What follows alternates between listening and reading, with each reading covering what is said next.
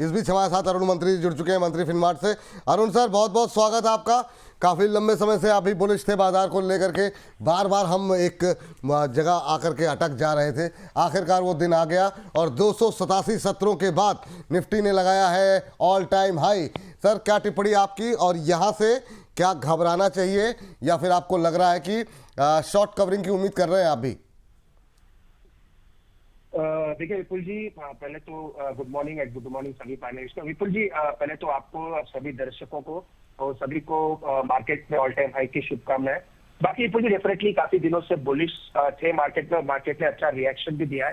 पर विपुल जी, खुशी ज्यादा है निफ्टी ऑल टाइम हाई लगने की, पर ज्यादा खुशी होगी अब जब निफ्टी स्मॉल कैप या Nifty mid cap, Nifty small cap भी अपने हाइस की तरफ बढ़ेगा। डेफिनेटली मार्केट ने अच्छा किया है। अब मुझे लग रहा है छोटे स्टॉक्स की बारी आ सकती है मार्केट में, क्योंकि अभी तक पोर्टफोलियो उतने बड़े नहीं है। पर मुझे लग रहा है यहाँ से दिसंबर के महीने में स्टॉक्स काफी अच्छा करेंगे। तो वैसे घबराने की कोई ऐसी कोई दिक्कत नहीं है विपुल जी, और शॉर्ट्स काफी है मार्केट में। तो यहाँ से भी मुझे लग रहा है मोमेंटम कैरी आउट जरूर रहेगा। निफ्टी में एक स्टॉप लॉस या कह सकते क्या बदला हुआ है, और मुझे लग रहा है बुलिश मोमेंटम रहना चाहिए। और स्मॉल कैप इंडेक्स मुझे लग रहा है यहाँ से वो भी अच्छा परफॉर्म कर सकता है। अभी सर स्ट्रेटजी क्या होनी चाहिए रिटेलर्स के लिहाज से? देखें, बड़े बड़े लोगों की बात नहीं कर रहे, रिटेलर्स को क्या स्ट्रेटजी अपनानी चाहिए? क्योंकि एक शिकायत तो है, जैसा आप कह रहे हैं कि बाजार चल रहा है, निफ्टी चल रहा है, बैंक निफ्टी ने हाई लगाया, लेकिन हमारा पोर्टफोलियो नहीं बढ़ रहा है। तो उन लोगों को अभी क्या एवरेजिंग की सलाह रहेगी या शांति के साथ बैठे रहने की सलाह रहेगी? अभी क्या अग्रेसिव बायर होना चाहिए या फिर होल्ड करना चाहिए? स्ट्रेटजी एक रिटेलर के लिए अभी क्या सजेस्ट करेंगे आप? बिल्कुल जी, क्लियर स्ट्रेटेजी ये रहेगी कि स्टॉक स्पेसिफिक रहे, मार्केट को ना देखें। पहले भी मार्केट को, अगर आप निफ्टी ट्रेडर हैं या फिर एक मोमेंटम ट्रेडर है, तो निफ्टी बैंक निफ्टी जरूर आपको देखने चाहिए, हम भी देखते हैं। पर अगर आपके पास कुछ स्टॉक्स है या कुछ स्टॉक इन्वेस्टमेंट के लिए लेना चाहते हैं, तो स्टॉक्स पे नजर रखें। यहाँ से आपको विपुल जी, आपका हो सकता है निफ्टी यहाँ से थोड़ा साइडवेज धीरे धीरे ऊपर जाए, तो स्टॉक्स में अच्छा मोमेंटम आपको देखने को मिलेगा। तो स्टॉक स्पेसिफिक एक्शन पे ध्यान दें विपुल जी। निफ्टी किसी भी और जा सकता है, ट्रेंड अभी भी बुलिश है। पर मुझे लग रहा है अगर कोई इन्वेस्टर है जो पोर्टफोलियो जिनके नीचे है, अपने पोर्टफोलियो को एक बार निकालें, कौन से स्टॉक्स आपके पोर्टफोलियो में है जो अच्छे करेक्शन पे, सपोर्ट पे मिल रहे हैं या जिनके रिजल्ट्स अच्छे हैं, उनमें धीरे एक्यूमुलेशन करने की कोशिश करें। क्योंकि विपुल जी अभी तक एफआईआईएस की बाइंग आई नहीं है मार्केट में, डीआईएस डेफिनेटली बाई कर रहे हैं। जब भी एफआईआईएस की बाइंग कैश में आएगी, आपको देखने को मिलेगा कि आपके जो पोर्टफोलियोज है, जो पोर्टफोलियो के स्टॉक्स है, वो भी आपको ऊपर जाते हुए नजर आएंगे। तो मुझे लग रहा है कहीं ना कहीं एफआईआईएस की बाइंग ट्रिगर हो सकती है बजट के पहले, दिसंबर या जनवरी में। तो अपने पोर्टफोलियो को एक बार निकालें, स्टॉक स्पेसिफिक एक बार थोड़ा बहुत एनालिसिस करें, कितना करेक्शन किस स्टॉक में हुआ है, और जिनके रिजल्ट अच्छा है अगर आपके पोर्टफोलियो में वो स्टॉक्स है, तो वहां पे ऐड करना शुरू करें। मुझे लग रहा है नेक्स्ट 2 महीने छोटे स्टॉक भी थोड़ा रिबाउंड करते हुए नजर आएंगे। सर, चलते चलते आपसे आखिरी सवाल यही रहेगा अरुण सर, कि अभी जो 2-3 ट्रिगर हैं, 2 सवाल इनफैक्ट कर सकते हैं, छोटे छोटे ही रहेंगे। एक तो ये कि 2-3 बड़े ट्रिगर हैं। एक तो हम देख रहे हैं जीडीपी के नंबर्स आने वाले हैं, क्या एक्सपेक्टेशन उसको लेकर के है। इस महीने जो है रेट कट को लेकर के भी एक एक्सपेक्टेशन है। ट्रेड डील को लेकर के काफ़ी बातें हो चुकी हैं और हो रही हैं लगातार, और कल भी स्टेटमेंट कुछ एक आई हैं। तो क्या एक वो बड़ा ट्रिगर है? यूएस के फेड रेट से रेट कट की एक्सपेक्टेशन है। यहाँ पे कहीं से भी अगर निराशा मिलती है तो क्या हम बड़ा डिप देखेंगे?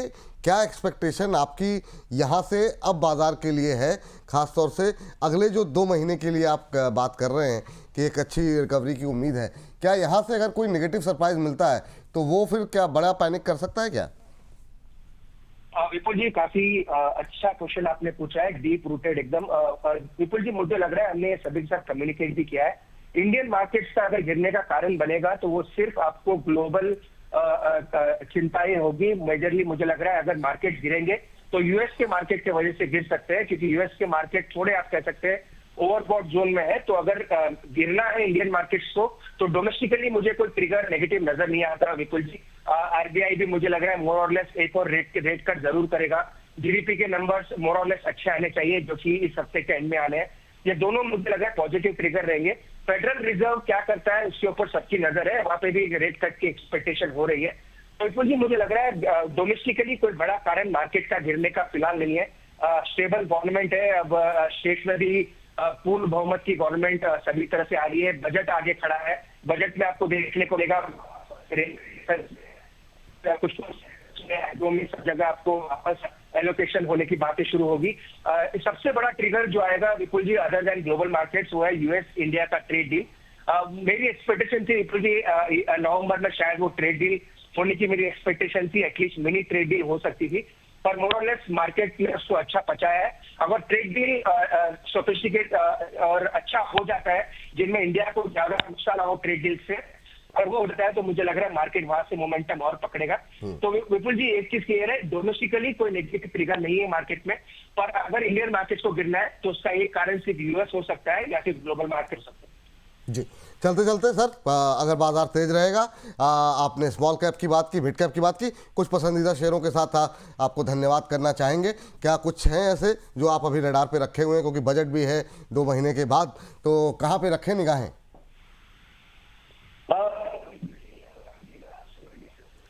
मुझे लगता है मदरसन सुमी एक ऐसा स्टॉक है जिसपे आपकी नजर होनी चाहिए। 108 109 से हम रिसेंटली पिछले 3 दिन से इसको रिकमेंड कर रहे हैं। ये स्टॉक ऐसा है जी जो ग्लोबली कनेक्टेड है, अगर ट्रेड डील वगैरह की हो जाती है बातें शुरू, तो यहाँ से स्टॉक काफी अच्छा कर सकता है। तो मदरसन सुमी पे जरूर नजर रखें। एक रेलवे वाला स्टॉक आरबीएनएल पे मेरी नजर है विपुल जी, और इसको हमने दिलाना शुरू किया है बजट के आगे। तो आरबीएनएल 320 325 के आसपास चल रहा है, इस पे आपको आपकी नजर जरूर होनी चाहिए। तो ये 2 स्टॉक्स पे जरूर नजर रखें। लास्ट कैप में विपुल जी मुझे लग रहा है आईसीआईसीआई बैंक ने बड़ा अंडर परफॉर्म किया है, और अगर यहाँ से बैंक निफ्टी को 60,000 या उसके ऊपर जाना है तो मुझे लग रहा है आईसीआईसीआई बैंक काफी अच्छा कर सकता है। तो 2 से 3 स्टॉक्स फिलहाल लेके चल सकते हैं विपुल जी कुछ मीडियम टर्म व्यू के लिए, और जैसे जैसे हम आगे पढ़ेंगे और भी आपके साथ स्टॉक शेयर करते रहेंगे। बिल्कुल सर, आपके साथ अभी चर्चा करते रहेंगे। Thank you sir Arun sir, आज की इस चर्चा में जुड़ने के लिए, अपना महत्वपूर्ण समय देने के लिए। प्रदीप जी हमारे साथ लगातार बने हुए हैं।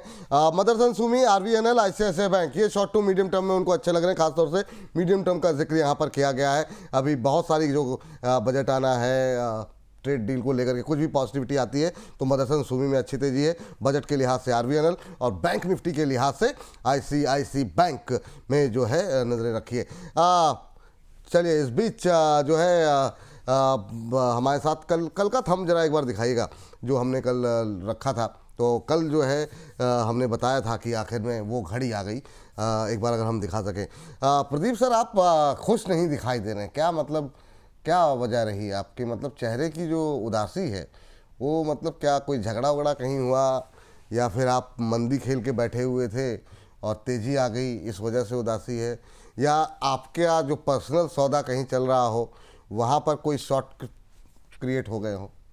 ऐसा लग रहा है चेहरा देख के। तीनों रीजन में से कोई भी रीजन नहीं है। सुबह से उठ के बैठा हूँ, यूट्यूब खुद के यूट्यूब में लाइव करके आया हूँ और कॉल्स दे रहा हूँ, और आपके चैनल में भी बैठा हूँ, तो ढूंढ रहा हूँ कि आज का कहाँ पे बम फोड़ा जाए। तो वही सर, उसके लिए मैं ढूंढ रहा हूँ, बस अच्छा। कहीं पे और कुछ समस्या नहीं है सर। चलिए, हाँ मतलब समस्या नहीं होनी चाहिए, लेकिन चेहरे की उदासी जो है। चलिए जरा फटाफट 1-2 टिप्पणियाँ लेते हैं सर दर्शकों की, अगले सेगमेंट की तरफ बढ़ेंगे, उसके बीच बीच में हम फ़ोनों भी लेते रहेंगे।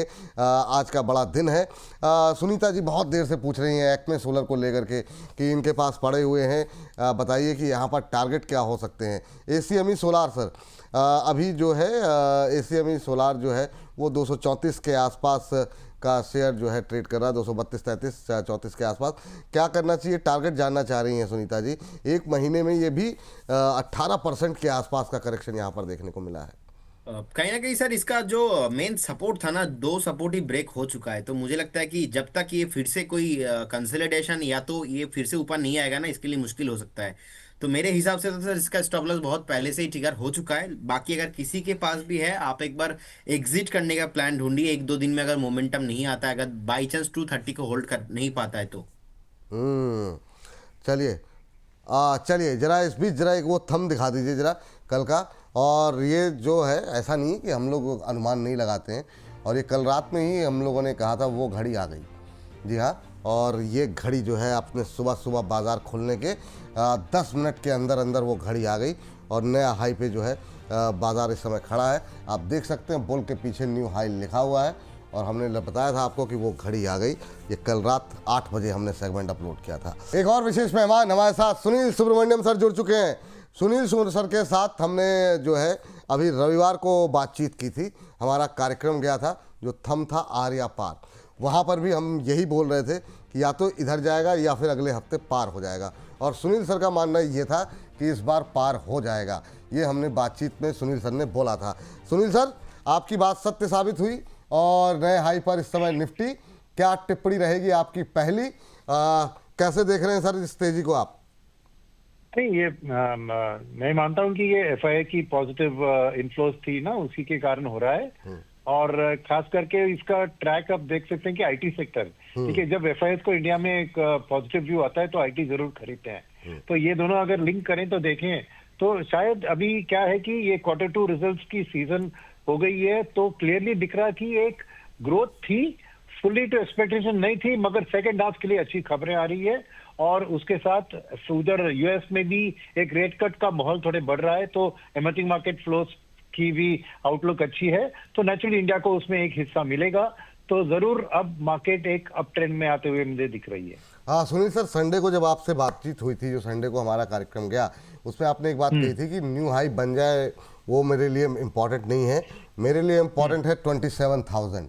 और वो आपने कहा था कि वो दिसंबर में या फिर जनवरी में बनता हुआ दिखाई देगा। आप अभी अपनी, अब क्या लग रहा है सर आपको कि वो जो 27,000 है, क्योंकि बड़ी शॉर्ट पोजीशन है सर, और बहुत लोगों का ये मानना है कि ये शॉर्ट्स जब अगर कवर होंगे तो 200-400 पॉइंट की रिकवरी जो है वो निफ्टी में तेज़ी के साथ देखने को मिल सकती है अगर शॉर्ट कवर होते हैं तो आपका व्यू क्या है, क्या टिप्पणी है सर आपकी? अभी 26,306 का हाई लगा है आज।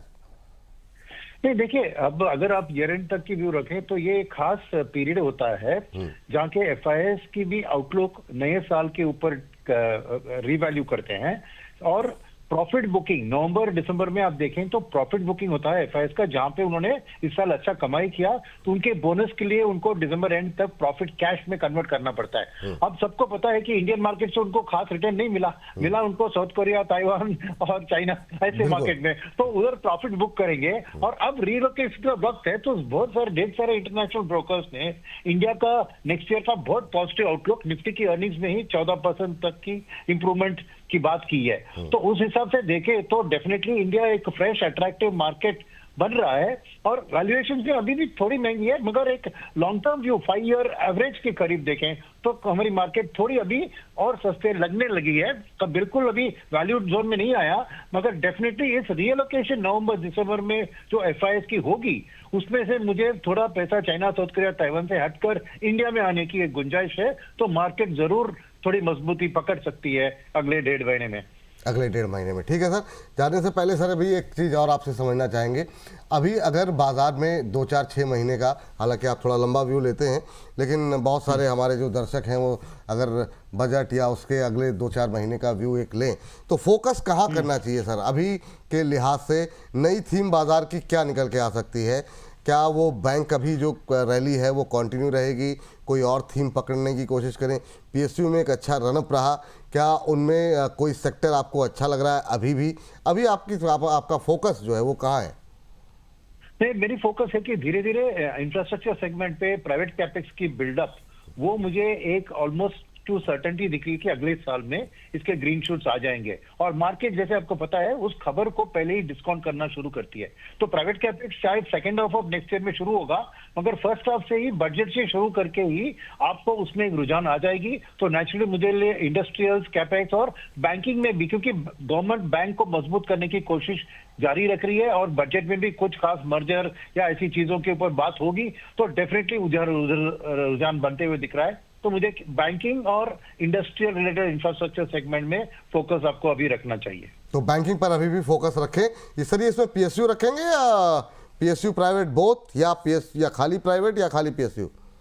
देखिए, ये पीएसयू प्राइवेट बैंकिंग में जब मैं कहता हूँ वो जनरली मैं बीएफएसआई की बात करता हूँ, तो ये खाली प्राइवेट और पब्लिक बैंक नहीं है, एनबीएफसीज को भी जोड़ता हूँ। और फिर अपनी इस तरफ जैसे stock market participants, capital market players और एएमसीज, इंश्योरेंस, इन सब के ऊपर। तो बीएफएसआई को एक होलिस्टिकली आप ले लें कि बस 1 साल का रिटर्न देखा तो आउट परफॉर्मर था पीएसयू बैंकिंग, और उसके बाद आपको प्राइवेट बैंक भी थोड़ी बहुत आउट परफॉर्म। निफ्टी का 8% 1 साल का रिटर्न है, पीएसयू बैंक का 24% दिया है। तो नेचुरली थोड़ी प्रॉफिट बुकिंग, थोड़ी वॉलिटिलिटी रह सकती है पीएसयू बैंक में, पर लॉन्ग टर्म तौर पर अभी भी टिके रहे।